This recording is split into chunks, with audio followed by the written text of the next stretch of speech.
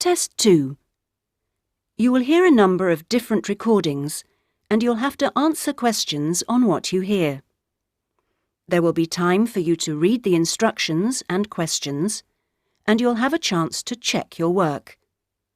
All the recordings will be played once only. The test is in 4 sections. At the end of the test, you will be given 10 minutes to transfer your answers to an answer sheet. Now turn to Section 1. Section 1. You will hear a man telephoning a library to find out about joining. First, you have some time to look at questions 1 to 5.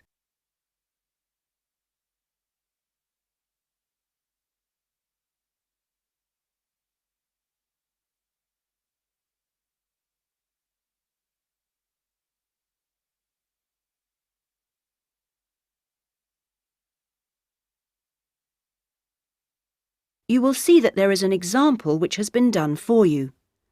On this occasion only, the conversation relating to this will be played first. Good morning, North College Library. How can I help you? I was wondering if it was possible to join the library. Are you a student at North College? No, I'm not, but someone told me it was possible to join even if I wasn't. That's right, it is. Are you over 18? That's our minimum joining age. Yes, I am. The minimum joining age is 18, so 18 years has been written in the space. Now we shall begin. You should answer the questions as you listen, because you will not hear the recording a second time. Listen carefully and answer questions 1 to 5. Good morning, North College Library. How can I help you? I was wondering if it was possible to join the library. Are you a student at North College? No, I'm not, but someone told me it was possible to join even if I wasn't. That's right, it is. Are you over 18? That's our minimum joining age. Yes, I am. That's no problem then. Could you tell me what I have to do to join? Well, you'll need to come into the library and fill out some forms. You'll also need to bring 2 passport photos with you. We also need 2 documents for ID, so a driving license would be fine. I've got that. And what else? A credit card? No, it needs to have your address on it. Shall I bring a bank statement? Would that do? That'll be fine. Good. Does it cost anything to join? Well, it's free for students here, but otherwise it's £125 per year, or £25 if you've got a current student card from another college. I was at Westerly College until last year, but now I've got a job at Jefferson Steel Factory. It's more expensive than I thought. My local library is free. But you'll find they don't have the range of reference books or facilities which we buy for our students. That's why you have to pay to be an external member. I see. How many books can I borrow? We allow 12 items borrowed at any one time if you're a student, and that includes CDs, DVDs and videos. However, it's only 8 items for members of the public. Fine. And how long can I have them for? Well, you can have both fiction and reference books for 4 weeks, which isn't bad, really. And what happens if I return them late? Like all libraries, there's a fine system in place. The minimum fine is £1.50, but it can be much higher for some items, up to £5 per week. We'll give you a booklet with all the details when you join. You can always renew items, if they're not required by anyone else, by telephoning or logging onto our website. Before you hear the rest of the telephone call, you have some time to look at questions 6 to 10.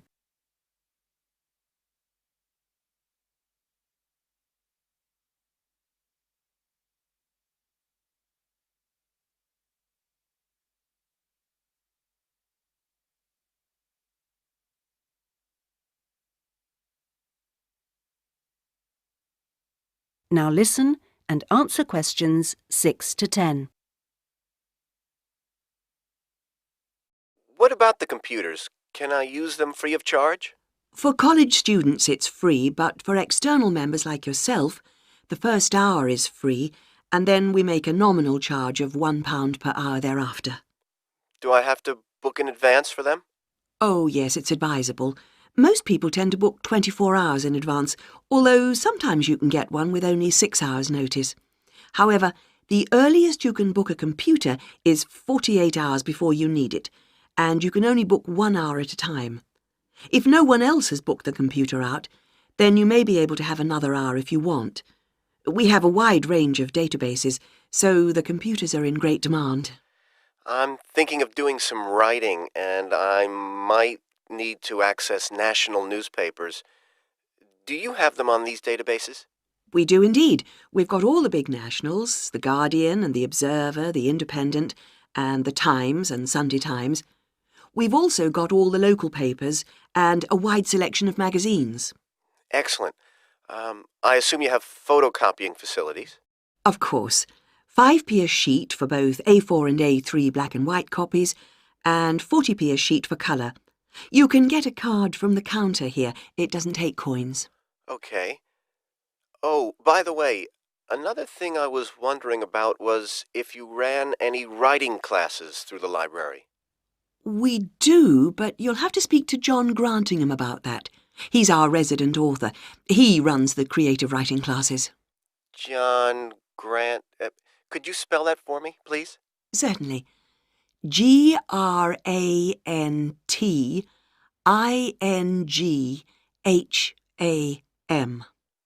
Are the classes here at the library? Yes, he's here on Thursday evenings. Oh, no, sorry, Friday. He's just changed it. You can contact him by emailing the library. Okay. Right. Well, that's about all I need to know. Thank you. I'll be along later this week to join. Thanks. Bye. That is the end of section 1. You now have half a minute to check your answers.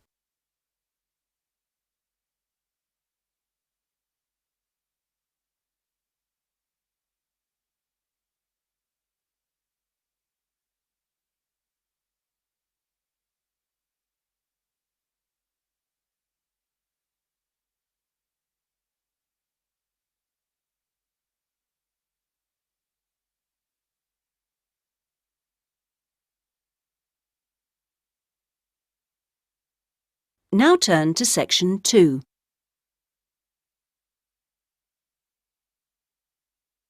Section 2. You will hear a man called Dan Pearman talking on the radio about Pedal Power, a UK charity which sends bicycles to people in developing countries. First, you have some time to look at questions 11 to 15.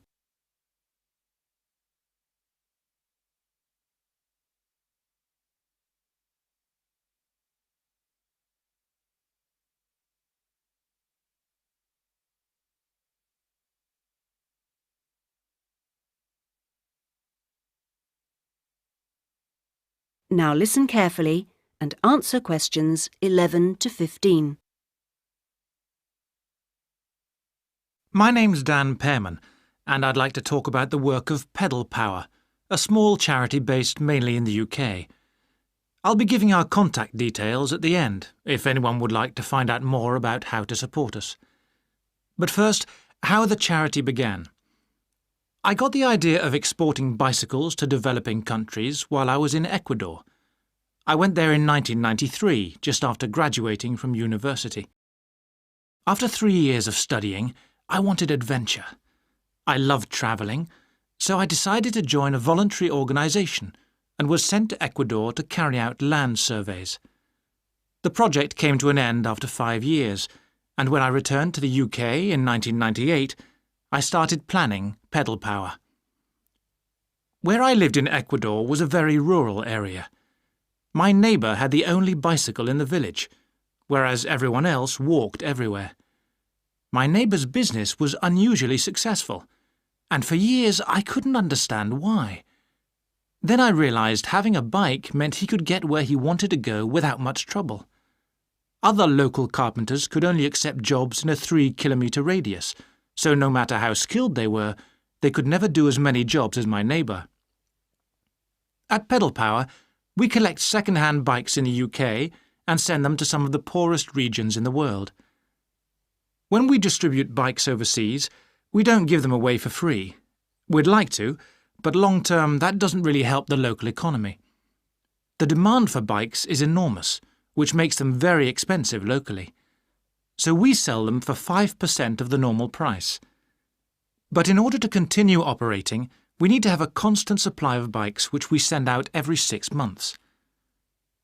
One example of a town that's received bicycles from Pedal Power is Rivas.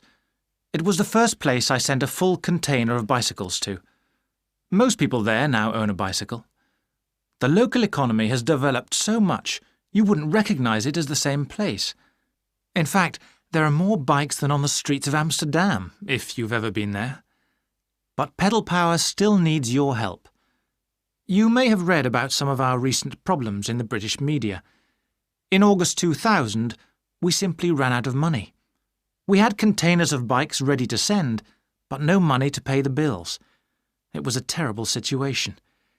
We managed to ensure the bikes went out on time, but the other problems carried on for several months. Before you hear the rest of the talk, you have some time to look at questions 16 to 20.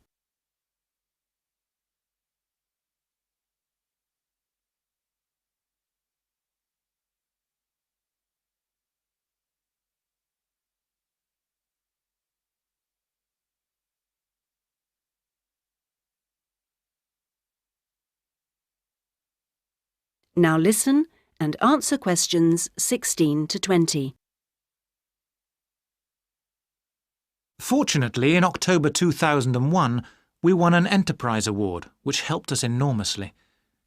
We invested 15 of the £75,000 prize money to help secure our future.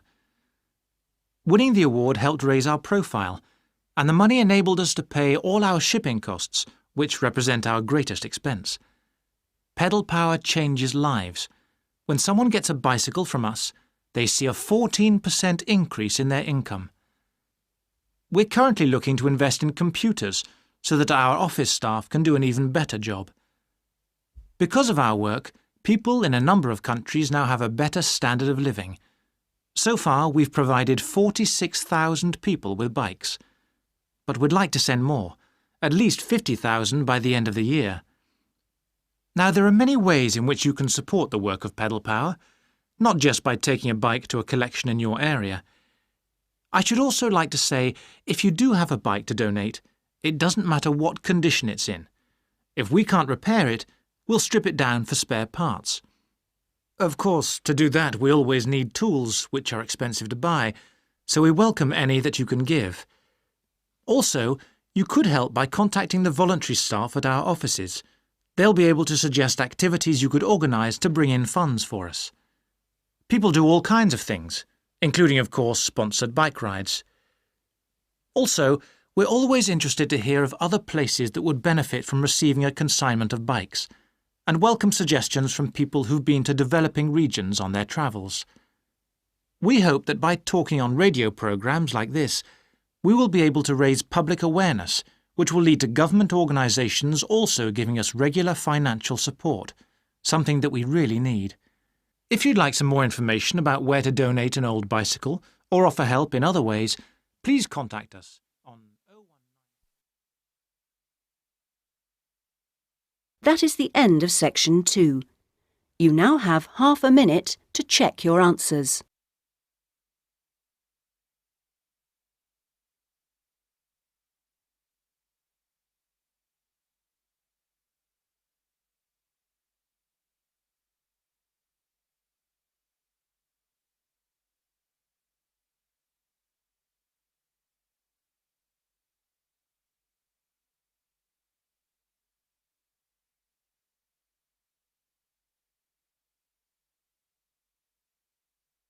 Now turn to section 3.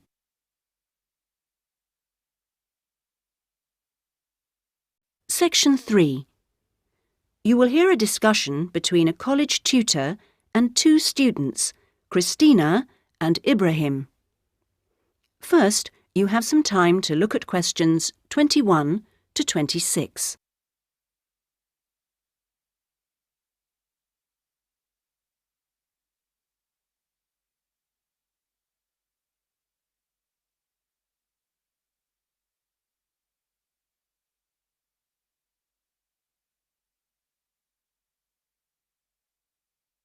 Now listen carefully and answer questions 21 to 26. First of all, I'd just like to say, Christina and Ibrahim, that I really enjoyed watching your video about student life last week. And I could see that the rest of the group did too. You did really well, and I hope that you got a lot out of it. I'd like to use this tutorial as a feedback session where you reflect on the experience of doing the project. So, Christina, I was wondering, what did you enjoy most about making the video? I liked using the camera. Is it the first time you've operated one like that? Yes, it is. Well, the results were very good. Anything else? I also enjoyed visiting one of the British students we filmed. I'd never been inside a British home before. Okay, Christina, thanks. What about you, Ibrahim? What did you enjoy? Well, for me, it was a very good chance to get to know students who are on other courses, because everyone in our group is studying English, and we don't usually have much to do with the rest of the college. Yes, good. Do you think you'll maintain the contact now? Well, I hope so. I've invited 3 of them to have dinner with me next week. Great. If you haven't decided what to make yet, I can tell you they'll love trying Arab dishes. And, of course, it's good for your English, too. Christina, what did you find? What was the most useful aspect of the project from the point of view of the English practice? I think when we were being shown how to edit the film, we had to follow the instructions, and that was very good practice for me. And I also learned some technical words that I hadn't heard before. What about you, Ibrahim? What was the most useful for your English? It was listening to the British students, because they don't speak as slowly as most of the tutors on our course. I think they speak at natural speed, so it forces me to get used to it. And they use a lot of slang. So you learned some new words which will be useful? Yes. Good. I'm glad it helped. Well, we've talked a little bit about enjoyment and about language practice. Were there any other benefits? What else did you feel you'd learned from the project? Was it useful in other ways? Yes, well, firstly, I learned how to use a video camera. And also, I think I really learned a lot about working together with other people. I've never done anything with a group before, and we had to find ways of cooperating and compromising, and sometimes persuading people when they don't agree with you. Yes, that is a very useful experience, I know.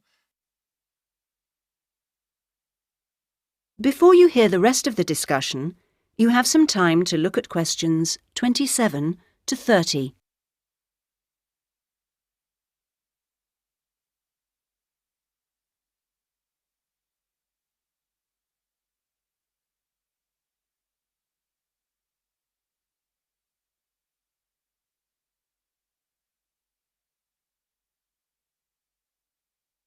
Now listen and answer questions 27 to 30. What about you, Ibrahim? Well, I think I learnt a lot about how important editing is. When you're filming, you think that everything's going to be interesting, but in fact we cut around half of it in the end, and then it was much better. Good. Well, one last thing I'd like to ask. What mistakes do you think you, as a group, that is, made? I mean, to put it another way, if you had to do it all over again, is there anything you'd do differently? We didn't plan very well. For example, we didn't decide on dates when we'd complete each separate step of the project, and we should have agreed about that in the beginning, because we were always late with everything. Right. Anything else? I think we should have tried to experiment more with the camera.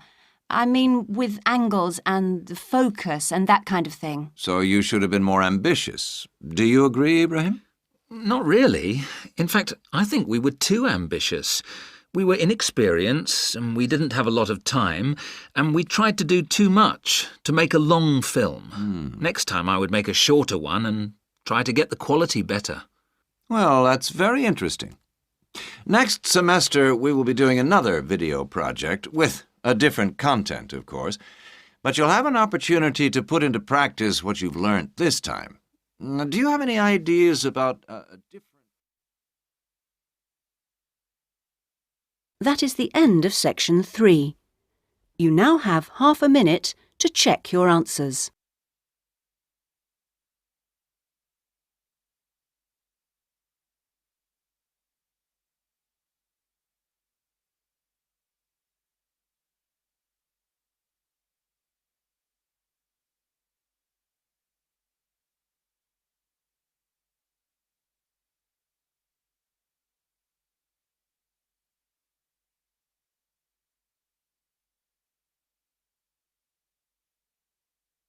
Now turn to section 4.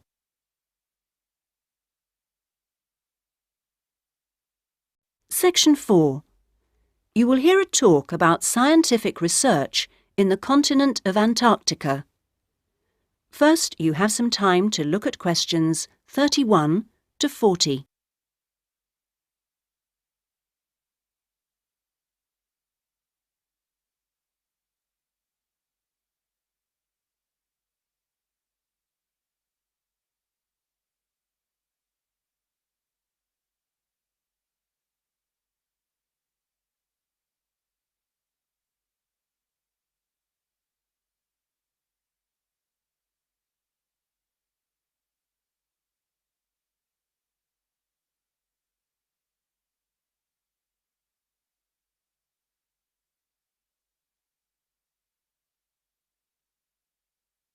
Now listen carefully and answer questions 31 to 40. Tonight I'm going to talk to you about that remarkable continent, Antarctica. Remote, hostile, and at present uninhabited on a permanent basis. For early explorers, it was the ultimate survival contest. For researchers like me, it remains a place of great intellectual challenge, while for the modern tourist, it's simply a wilderness of great beauty. First, some facts and figures. Antarctica is a place of extremes, the highest, coldest, and windiest continent, and over 58 times the size of the UK. The ice cap contains almost 70% of the world's fresh water and 90% of its ice. But with very low snowfall, most of the continent technically falls unbelievably into the category of desert. Huge icebergs break off the continent each year, while in winter, half the surrounding ocean freezes over, which means its size almost doubles. Research and exploration has been going on in Antarctica for more than 200 years and has involved scientists from many different countries who work together on research stations. Here, science and technical support have been integrated in a very cost-effective way. Our Antarctic research program has several summers-only stations and 2 all-year-round ones. I was based on one of the all-year-round ones. The research stations are really self-contained communities of about 20 people. There's living and working space, a kitchen with a huge food store, a small hospital, and a well-equipped gym to ensure everyone keeps fit in their spare time. The station generates its own electricity and communicates with the outside world using a satellite link. Our station, 01, had some special features. It wasn't built on land, but on an ice shelf, hundreds of meters thick.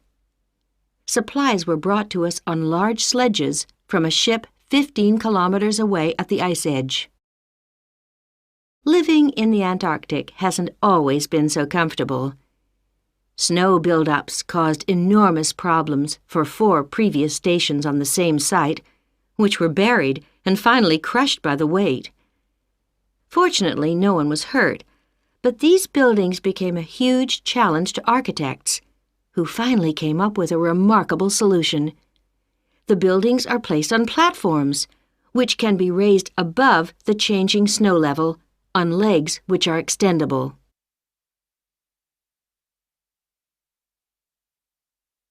Food is one of the most important aspects of survival in a polar climate.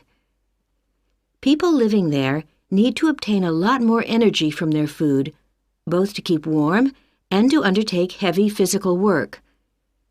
Maybe you know that an adult in the UK will probably need about 1,700 kilocalories a day on average. Someone in Antarctica will need about 3,500, just over double. This energy is provided by foods which are high in carbohydrate and fat. Rations for fieldwork present an additional problem. They need to provide maximum energy, but they must also be compact and light for easy transport. Special boxes are prepared, each containing enough food for one person for 20 days. You may be familiar with coffee processed by freeze-drying, which preserves the quality of the food product while making a large saving in weight. Well, this type of presentation is ideal in our situation. It wasn't available to earlier polar explorers whose diet was commonly insufficient for their health.